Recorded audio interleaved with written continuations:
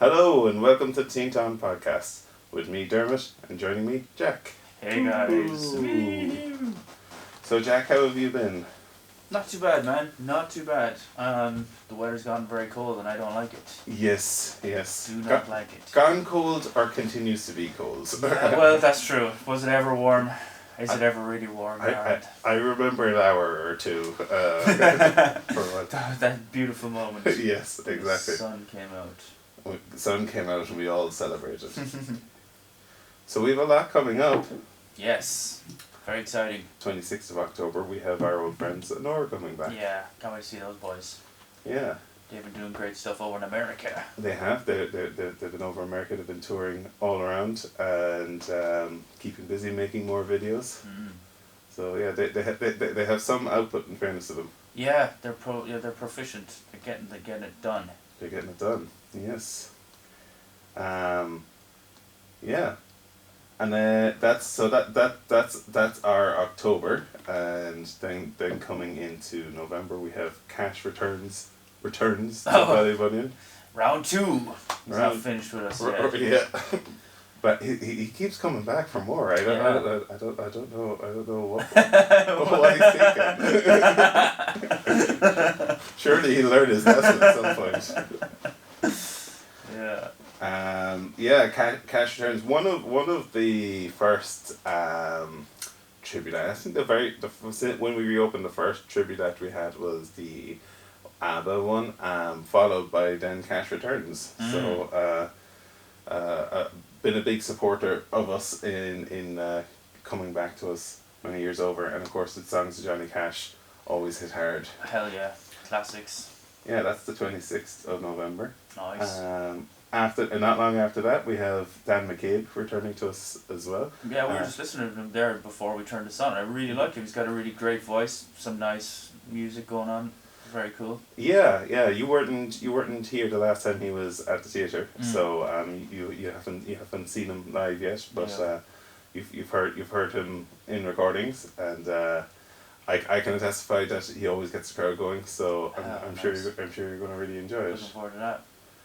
Yeah, so we have a nice few events coming up, and all tickets for that, of course, can always be gotten on our website, or you can make contact with the tourist office in Ballybunion or the leisure centre. So tickets available for all those shows still. Following that, on the 30th of November, we have Frank McNamara. He's coming with his candlelight concert. Ooh, romantic. Yes. That should be a lovely night. That particular show, it's my Van Parish fundraiser. So they're selling their own tickets. So if you go onto our website and you try to buy tickets, you're just going to be hit with a more information button, and that'll direct you where to go to get tickets. So we don't have many acts like that where we don't sell the tickets, so I don't know. Maybe it's already sold out. maybe no one's going. It's full house. Who knows? It's gonna be a rock show. Yeah, well, it definitely definitely a lot of appeal there with the big name like Frank McNamara coming. Speaking of big names, after that we get into December. The man himself. Definitely a favourite around here in Ballybunion. Nathan Carter returns. Woo! Wow. This is a bit of a different time of year for him. Coming this goes to Christmas. The 5th of December, Nathan Carter will be here. But I think it should be a good time. You know, we're just getting that Christmas feeling. The start of December. People are looking for a good show to go to. Where you know. I think he's exactly the man to have in that slot. He's our local Santa Claus. He is. Bringing cheer to the world. And no better man to do it. And then the last show we have this year will be the ELO tribute act. Oh yeah. And I have to say, personally, this is what I'm very much looking forward to. I was supposed to see ELO in London. Oh, cool. I was supposed to. is the important phrase there. So that concert was cancelled. Unfortunately, Jeff Lynne wasn't well, and that was supposed to be their last gig, but the last gig ended up being a few gigs early. Yeah. So I had gone over, flew over to London. Oh my God! I was Really? there. I was there, and supposed to be in Hyde Park. I walked around Hyde Park with my headphones in, listening to ELO music Wow. instead of seeing a gig. So, which was still fine. I had a lovely time in London. You know, it was still a holiday. I can't complain too much. But yeah, for me, the ELO gig, that's the one now. That's so cool that they're actually coming here now. You're gonna see them. Well, a tribute act to them. But Oh, still, yeah. You know, yeah, it's yeah. it's Something. Something. it's to work something. with. It's Yeah. something. And you know what? The Teen Challenge nice in Hyde Park anyway. So Yeah. I prefer to see the gigs here. So yeah, that's the rest of the year coming up. A lot of good live music, and yeah, we've talked before, but of course, like the importance of live shows continuing to happen Yeah. is huge. Did you see that thing about the artist support Yeah. thing from? Yeah, you I was probably know actually more about involved. this I one. was involved in that pilot program, so I Okay. was one of the recipients of that, and it was amazing. Like, didn't know that. incredible thing that you get paid to try and develop your art career, Mhm. and yeah, it's a really amazing thing. They're going to renew it, so I don't know if I'm going to be involved in the next one because it's going to be I don't even know if the pilot program people can apply. That Mhm. information isn't out yet, but it's definitely going to be open to everybody going forward, and it's a wonderful thing from the government to try and help artists to find their feet financially, because it's one of the hardest things about being an artist. Like, painting is fine, and or making music or whatever your craft is, but trying to make a business out of it, very difficult, and even more difficult recently with the whole development of AI. Mhm. It's kind of very difficult to make a living out of it. So I think it's a great incentive from the government. Yeah, yeah. When we had Brezzy on, jeez, the flashback. He was talking about the big divide between your top artists and your everyday working artists, and how over the years that's just gotten bigger. Yeah. Like it wasn't unreasonable a few years ago, 10 years ago, to think, okay, well, I can make a living as an artist or as a musician. I not necessarily hit it big, but it'll pay the bills, and it feels more and more like if you're not at the absolute top, you can't do it at all, Yeah. and that's going to kill the whole thing. Yeah. I mean, yeah, it could be possibly true with any area. I'm not quite sure, but I can definitely speak for art that it is one of those things that, like, you can work at something for a very long time and not really see any big results until one day something happens. It's particularly true with like art and music, and something pops off. But like I mean, even things like Instagram and TikTok and all that, like those algorithms are very essential for your own career as an artist. As much as I don't particularly feel fully comfortable with Instagram, and I feel like I try a lot. I want to get it to work, but like. You can put so much work in and not see the results, but then one day it can all change. Social media is such a weird kind of phenomenon, and that's one of the big parts of like trying to get your name out there. I mean, that's even with this podcast. We're trying to get the podcast to be kind of popular in the social media realm, that in hopes that it might. Like, I'll give you a story actually. We were in the Fair Tree Market, which is the garden centre in Tralee. They've revamped that place up, and it's called the Fair Tree now, and they hold the market there once a week on the weekends. And this new place came in that sells barbecue type food, and they made a TikTok just showing the barbecue, and it was really nice. It was well shot, and it looked really good, and you'd watch it and you'd be like, oh, that looks class, man. Barbecue, like, it looked so cool. And it went viral, like pretty viral, like got like 10, 20, 30, 40,000 views. And the next weekend when it was open, there was a line going out the whole like place. Huge line from that TikTok. Like, it's so weird, like, when you see the reality of what TikTok or Instagram or social media is. It's like, it's one thing when it's on your phone, but then when you actually see the result of it, like, people came from all kind of around the place. Yeah. Fascinating to observe that. That is crazy. It's crazy because you can't tell most of the time what's gonna take off. Yeah.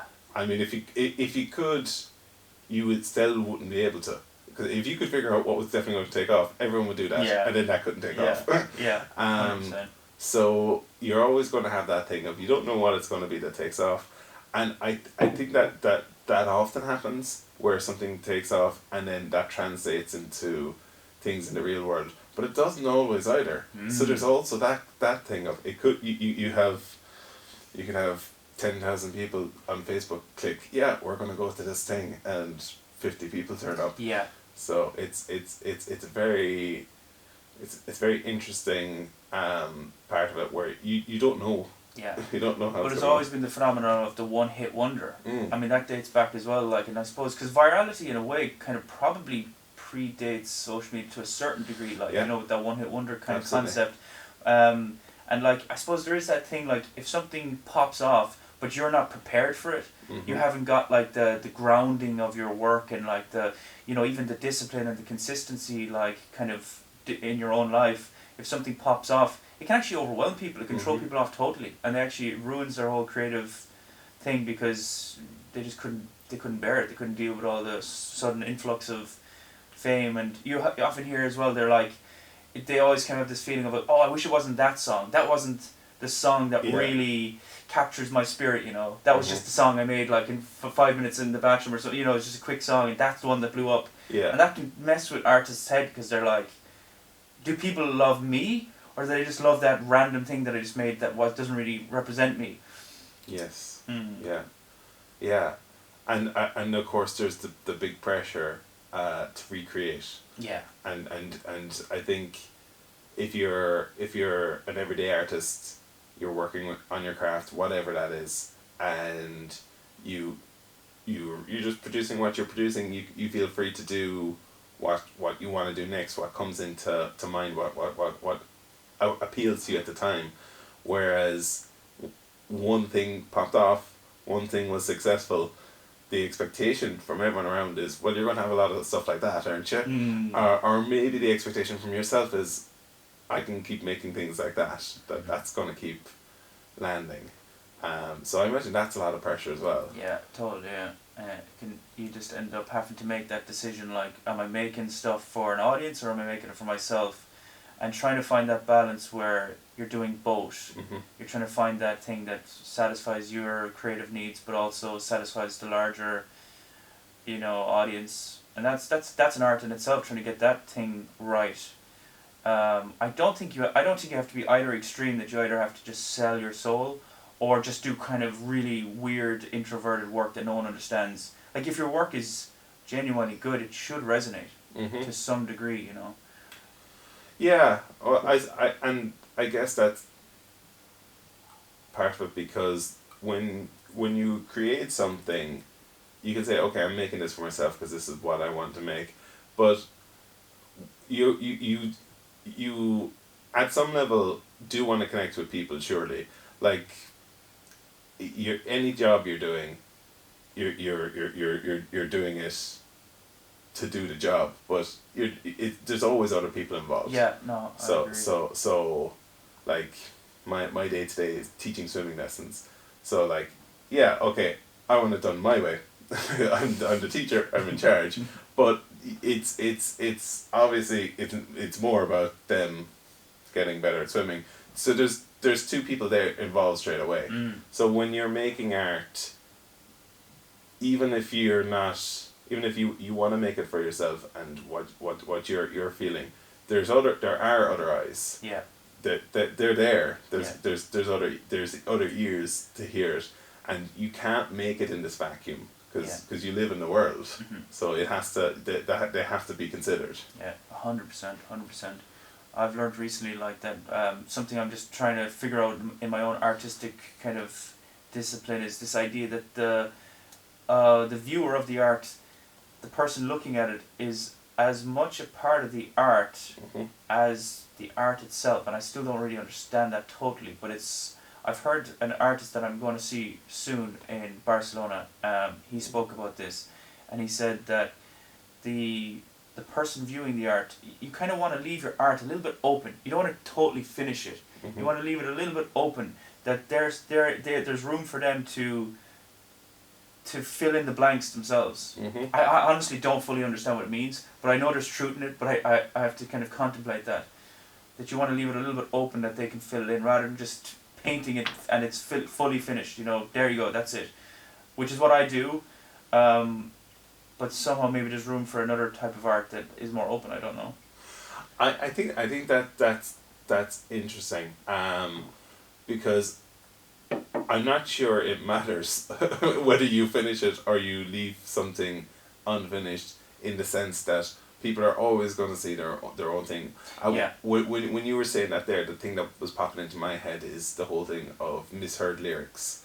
You listen to a song, you hear the lyrics different to how they're sung, and it means something to you. Yeah. And I mean, that's what the song means. Well, that's actually so true you say that, because like say Coldplay, for example, like they're known, I think they're known, or I know them as kind of very vague lyrics, very open lyrics, not a very clear narrative that you can get your teeth into. But that's kind of what makes it so, you can hear it in so many different ways. Like there's an openness to those lyrics, like that you can kind of fantasize your own little story as you're listening. Yeah, that's exactly. a good point. Yeah. And that's how the song is going to connect with you, is the meaning you put into it. So I often think it's strange, like I see artists, like especially musical artists, being asked, well, what do these lyrics mean? Or, you know, you can ask an artist, well, what were you getting at with this painting? And I always think, why do you want to know? Yeah. Like, is it not going to ruin it for you as soon as they explain it? Yeah. And you're like, well, that's not what I thought. Yeah,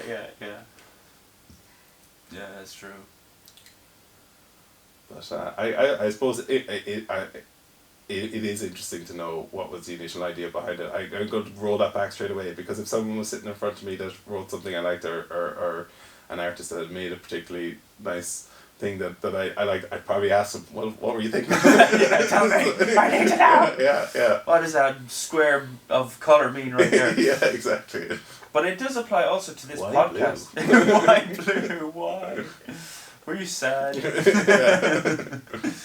But yeah, it applies to this podcast too. Like, I mean, this is a creative endeavor for us as well, to a certain degree, and to try and, like, I mean, it's really interesting to talk like this. It's really enjoyable, and like, I suppose I'd be curious. Do you think it's good for us to have like ambitions for this podcast, or should we just kind of do it because we enjoy it and just see what it comes out of it, or should we kind of grab it and say, yeah, we want like something out of this, or what? Yeah.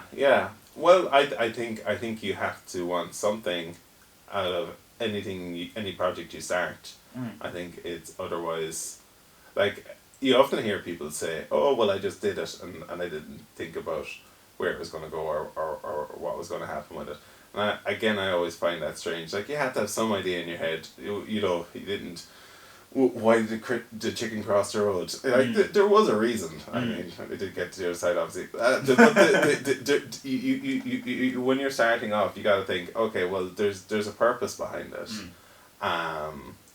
And like, say for writing a song or making a painting, the purpose is to create something. And you can say, well, I just want to make something that's nice, and not worry about it being commercially successful. But you're still trying to make something that people are going to like.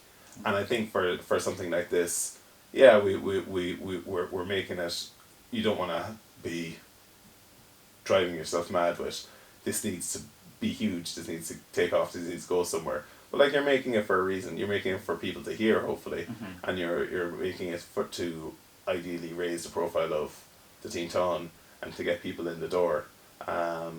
Because I think once people come in the door here, they love it. Like, the number of times we have people come for the first time and they're like, oh my god, I didn't realize it was here, and it's actually really nice. And I think, actually, but I was expecting a shed. Yeah, exactly. So it's weird to start a project and not have any idea that you want something from it, that you see it going somewhere. So yeah, I think it's good to have some sort of feeling of, we want this from our endeavors. But yeah, I think you can definitely drive yourself mad by expecting too much or wanting too much, or at least again quickly, like, because you don't know what's going to be the thing, what's going to be the clip, what's going to be the sound bite that actually takes off. Yeah. I think as well at the moment now we're trying to probably just get into a routine, you know, like weekly meetings and uploading, and just like if we can get into that, you know, kind of discipline of it, like, although I won't be here next week, so that's but yeah, like just showing up and getting it done, like, and having fun, like, it's enjoyable.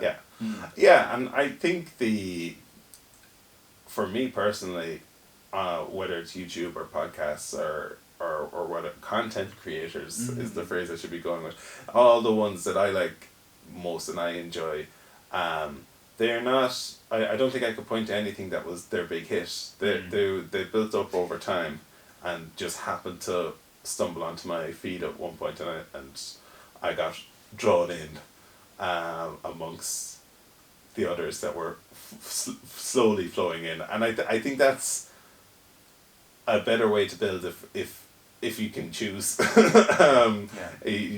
what you want, and the only way to get that is, as you say, consistently putting out stuff. Yeah. If you're putting up something and then a long time passes before you put up anything else, it's hard to catch those people. Yeah. So is it sounding like we're putting on a resolution to every week except next week? Yeah. No, yeah, definitely. And we've got other things lined up too. We're considering like doing that kind of poetry type of readings as well, maybe every now and again, or maybe also weekly, depending on how we go about that. Yeah. And I believe we're going to be lining up some guests, some connected to the Teen Ton, of course, and then some not as connected, but we'll hopefully have interesting stories to tell. So yeah, I think there's content to be made. Yes. Isn't there always? Indeed. Yeah, exciting stuff. Right, we'll finish up there. So, thanks for this, Jack. Always great to have you. Enjoy Barcelona. I will. And we will catch up after. Great.